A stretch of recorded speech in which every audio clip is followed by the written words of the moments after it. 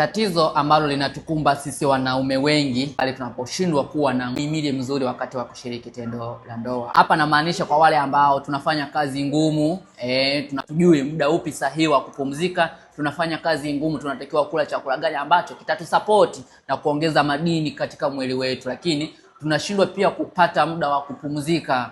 Hii inaweza kapelekea kwa namna fulani kashindwa kuwa na muhimili mzuri wa kiafya katika mfumo wote wa uzazi.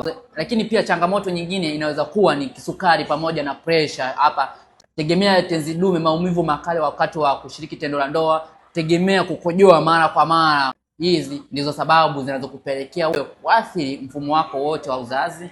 Tegemea kushindwa kuzalisha mwanamke au kushindwa kuwa na nguvu za kiume. Pelekea wanaume wengi tunashindwa kuwa na nguvu za kiume au tunakuwa na kasoro katika mfumo wetu wa uzazi. Mimi ni Kennedy na uzazi, ambapo nimesaidia wanaume wenzangu ambao wanapitia changamoto hii katika swala zima la uzazi, na leo hii wananishukuru sana. Kama ni wewe, ni vema ukachukua namba yangu kwenye bio ukanipigia moja kwa moja ili niweze kukupatia program ambayo tutumia ndani ya siku 30 au siku 90 kulingana na changamoto yako, na ukaondokana na shida hii ili kunusuru ndoa yako na migogoro isiwe na maana.